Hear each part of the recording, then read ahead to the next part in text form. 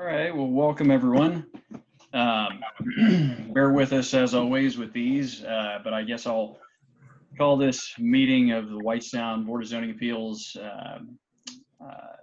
to order at 6:32 p.m. Looking at the agenda, the first, or I guess call to order, and then we're going to do the Pledge of Allegiance. So as silly as it may sound, we are going to stand and we're going to say the Pledge of Allegiance, and then we'll move on through the agenda. I pledge allegiance to the flag of the United States United States of America, and to the republic for which it stands, one one nation, nation, under God, indivisible, with liberty and justice for all. All right, so Brittany, next on the agenda is roll call. Andrew McGee, Here. Brian Sheward, Here. Mark Pascarella, Here. Philip Snowberger. All right, thank you. So Brittany, next on is the overview of the video conference procedures. We have something there. Yes, so members, this is going to be just a little bit different. If you were not here earlier when I was speaking with John for this, we will have to do a roll call vote. So I will go ahead and there's only one docket on the agenda, but when it is time to make a motion on that, we will need to have a first and second as usual, and then I will do a roll call individually for everyone. Okay. Yeah, and I'd say for Philip and Mark, I know there haven't been a whole lot of Board of Zoning Appeals meetings, so there's no issues with asking questions as we kind of go through this as well. So next on the agenda is the approval of the agenda. I guess I'll take is there any modifications, Brittany, to the agenda as is? No. Okay. Do I need to make a motion, John, for the approval of the agenda, or can we move on with that? If there's no change, it's not really necessary for a motion. Okay. Next up, Brittany, do we have any public requests to speak tonight? I do not have any public requests to speak tonight, no. Okay. Are there any presentations? No. And any unfinished business? It doesn't look like it. No. Okay. Well, moving on to new business, I'll go ahead and read this. So docket BZA 20-001-VA tractor supply. The petitioner is requesting approval of 3 variances for their new site located in Whitestown Crossing. The first variance is requesting a variance from the GB buffer yard requirements, removing the buffer yard along the north property line. The second variance request is for the GB parking requirement.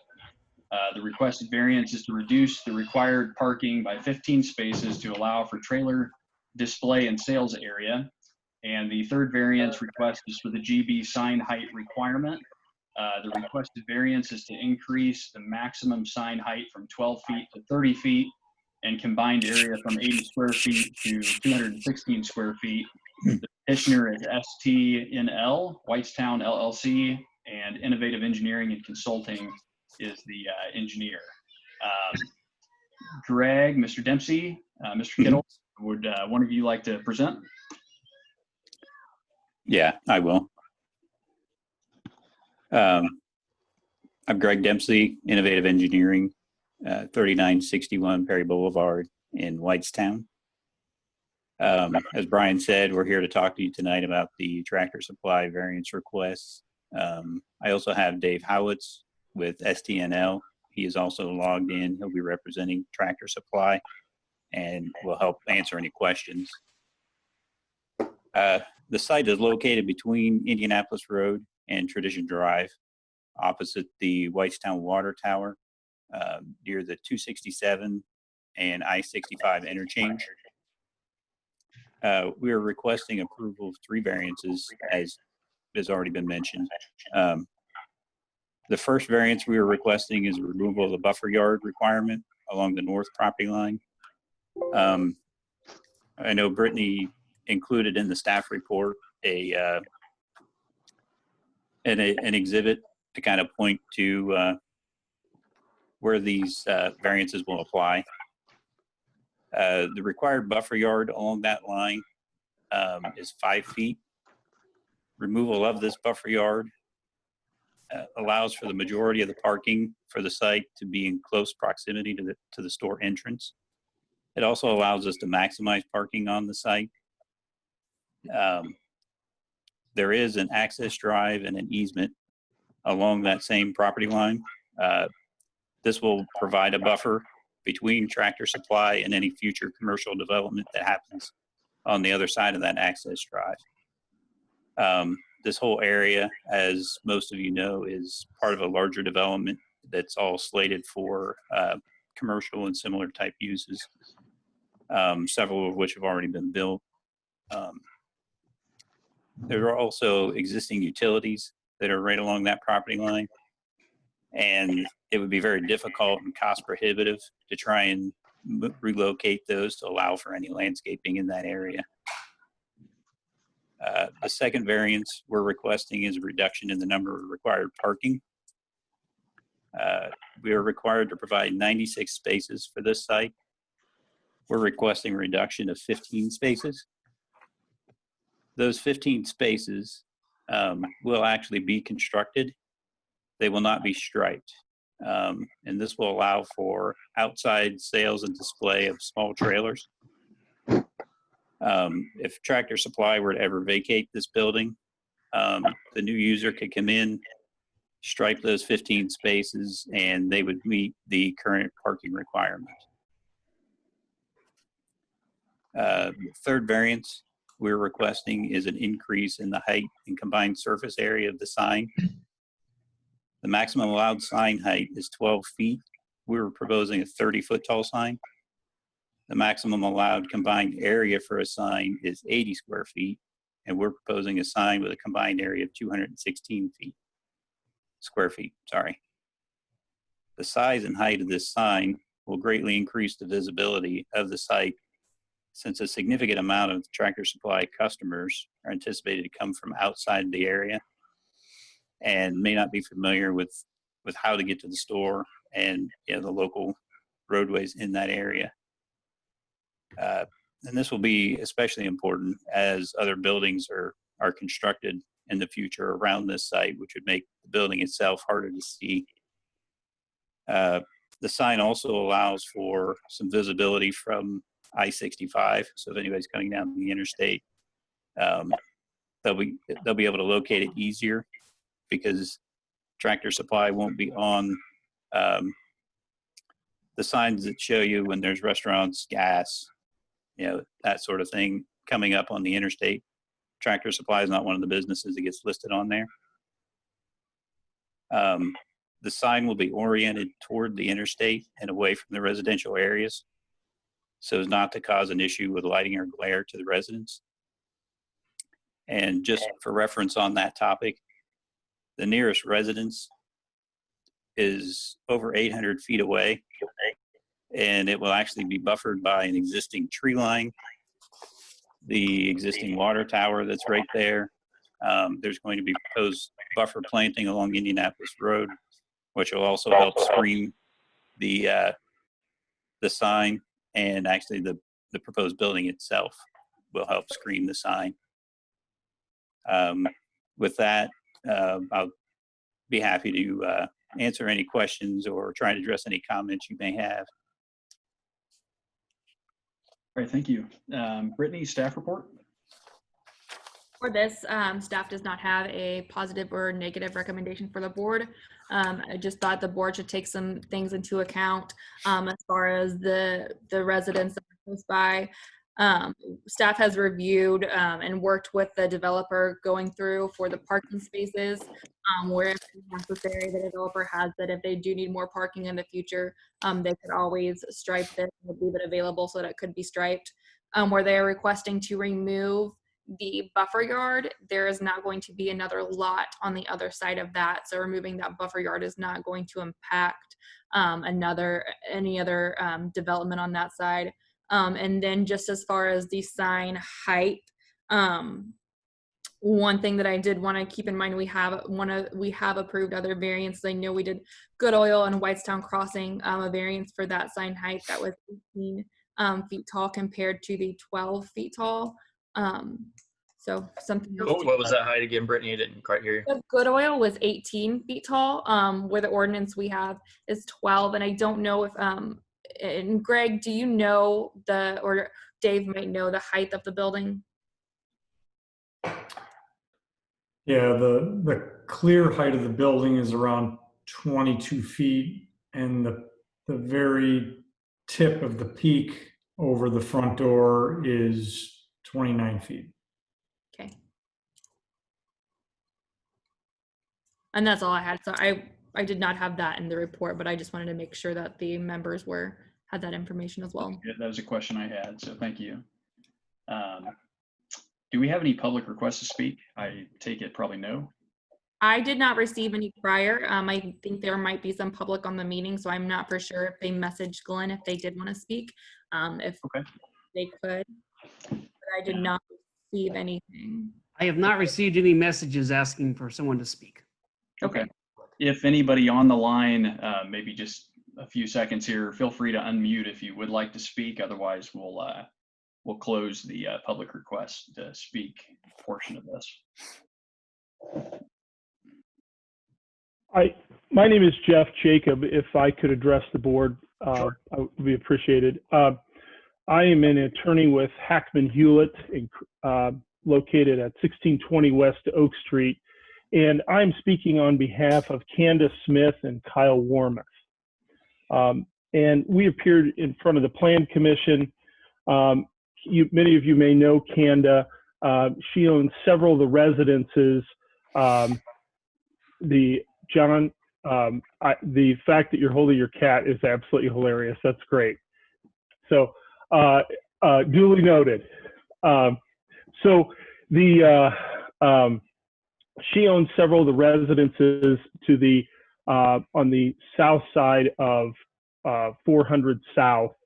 And as you're kind of looking at a map, what the concern is that some of the variances are allowing more of an intensity of use in this area. And Kanda has appeared in one form or another in front of various entities, objecting to kind of the intensification of uses in this area. We see this as the variances collectively in allowing a more intensification of use. In listening to the applicant, I didn't hear anything specifically dealing with the statutory criteria. And our concern is that you have a long-time existing residence in the area, and her concern, just for the record, is that these variances allowing for larger signs and more volume in these areas in terms of traffic and public flow are going to impact her property values in the area. So for the record, that's her objection. We wish that we appreciate the board's consideration, and I'd be happy to answer any questions. Okay, well, thank you. Thank you for that. I believe, unless there's is there anyone else? I see a couple other names, just to give a few seconds. Okay, with that, I'll go ahead and close the public portion of the meeting. Guess this is really our time as a board to discuss this. If we have questions, we can ask the petitioner. I guess I had a couple of questions to kick it off, just to make sure I understand. Mr. President, we should give the petitioner I'm sorry. time to rebuttal. Okay. Thank you. The two big issues it sounded like Jeff had brought up were the intensity of use and the potential traffic out there. This area was zoned as a GB class quite some time ago, long before my involvement in this project, even quite a bit longer than Kanda has owned any of these properties around this project. It was zoned GB. That's the zoning that allows for this type business. This is an allowable use within that business. We're not asking for, we didn't have to ask for a special exception or anything for Tractor Supply to be able to come in. Traffic was an issue that was also brought up during Planning Commission. When Indianapolis Road was reconstructed through that area, it was designed under the assumption that there would be very intense uses in this area, retail, hotels, restaurants, that type of use. We have not seen that type of use out there. In fact, the companies that have come in there are a very low traffic volume. Tractor Supply is actually, in a conversation I had with Dave earlier today, Tractor Supply is one of the lowest traffic volumes for a retail establishment that there is. And and part of that is you're not, the typical customer isn't driving by and saying, hey, there's Tractor Supply, I'm going to go there. It's, I need something, I'm going to go there and get it. So you're not getting a lot of the impulse shoppers. You're not getting a high volume at Christmas time, of the stores getting packed like you would a clothing store or other type retail. So the roads that are out there now, or at least the Indianapolis road, is way over designed for the direction that this development has really gone. So traffic is really not an issue.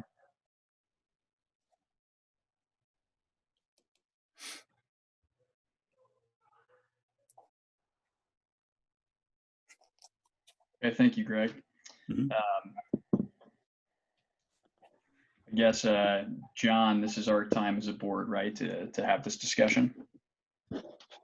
Okay, so a couple of questions I had just to better understand. Is the sign itself an internally lit sign? Is that, I was trying to figure out from the staff report, but I couldn't tell if how lighting was handled or if there was any lighting. Yeah, this is Dave Howitz. Tractor Supply signage used to be internally lit until just recently, and then they went to an exterior, I'll call it a lighting arm mechanism for the sign.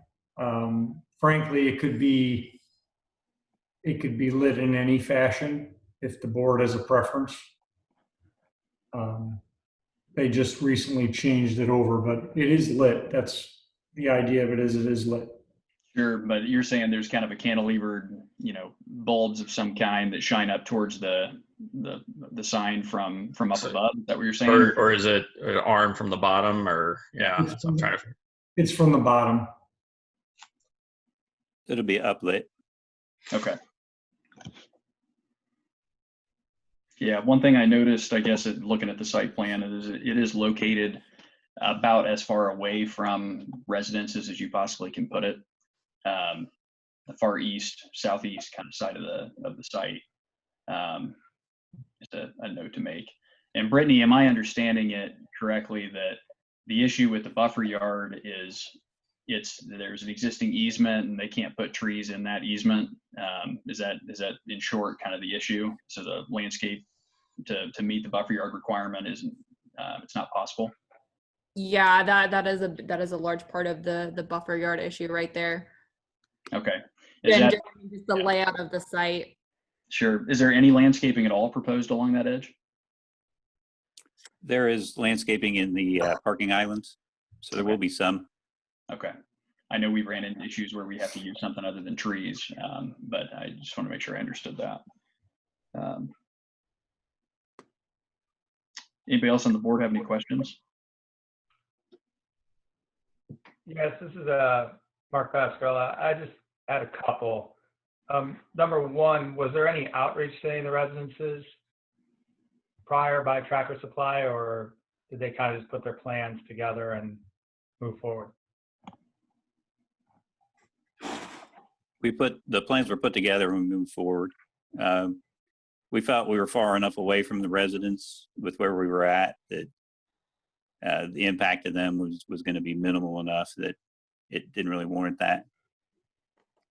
Yeah, I saw that. So I just wanted to ask the question. The second one I really had, and maybe for the board, is just the concept of if we approve this and we go up to 30 feet, are we concerned that as other businesses come in there that they'll start trying to raise it above Tractor Supply, and then we're going to end up with a bunch of signs over there that just keep extending higher and higher? Well, there's already, in that general vicinity, there's some signs that have been, some exceptions made for. Brittany already mentioned one, the Loves, I believe. Is that correct, Brittany, too? Loves, yes, that is correct. Sorry, I did not mention that. Loves was approved. I'm not sure for sure of the year. I know it was prior to like 2014. Good It was a Oil. long time ago. Good Oil was just 2 years ago, and that's in the same area as Whitestown Crossing.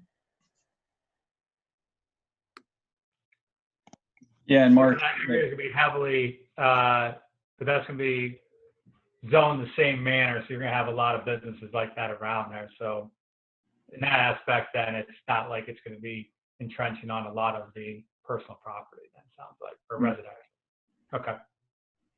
yeah, and just because we approve one or did, we're not obligated to approve others, but it does certainly set a little bit of a precedent.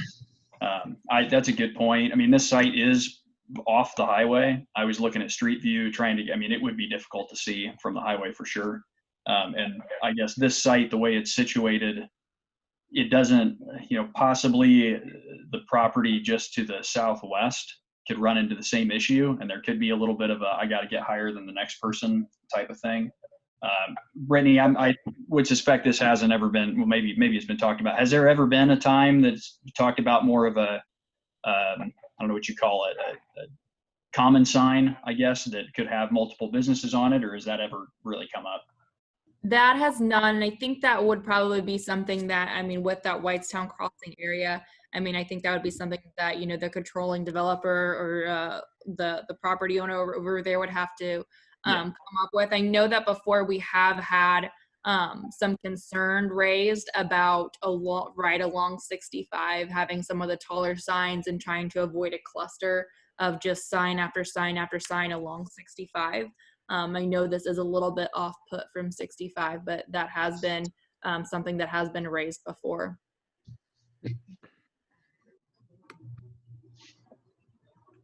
But as far as a pylon sign or something that we kind of see in Anson, I have not had that be brought. It has not been brought to my attention. So is the intent for that sign to be lit on both sides or more just the 65 side of the road? It's usually on both sides. And is that lit all night, like from dusk till dawn, pretty much? Or can it be put on a timer or something like that to try to? It is on a timer. It's typically only on during business hours. Okay.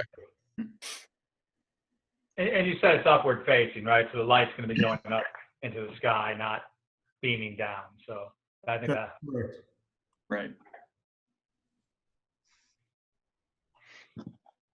Andrew, you have any questions? No, mine was mainly about the lighting of the sign as well. So. Well, I guess as the president here, I would entertain a motion. We can do this individually if you would like. We could couple them together. I guess maybe one additional thought I had, the sign, although higher than what the ordinance would allow, to me doesn't concern me too much, because with the building at 22 feet high with a peak at 29 feet, it's I don't think it'll look out of context, being 2 to 3 times taller than the building. I think it's taller than I think that's an important thing to look at. From the buffer yard perspective, I think Brittany put it well with the development across the street and with the constraints on the easements. I understand that's a challenge, and that's really a landscaping item that's probably, I guess that does not bother me personally. And the parking side of things on the south side, it gives flexibility for the use. And it looks like there's plenty, or a significant amount of car parking still on the property. Definitely. I'd entertain a motion if there's any further concerns, we can certainly talk about it, but I'd entertain a motion. I'll make a motion unless anybody wants to single them out, but I'll make a motion to approve all three variances as one for docket BZA 20-001-VA Tractor Supply variances.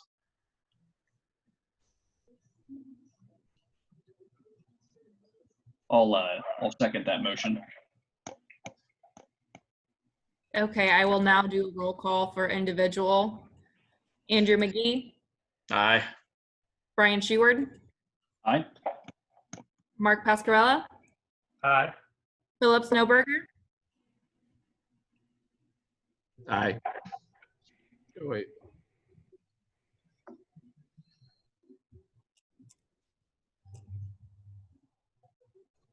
Did you get mine? yes.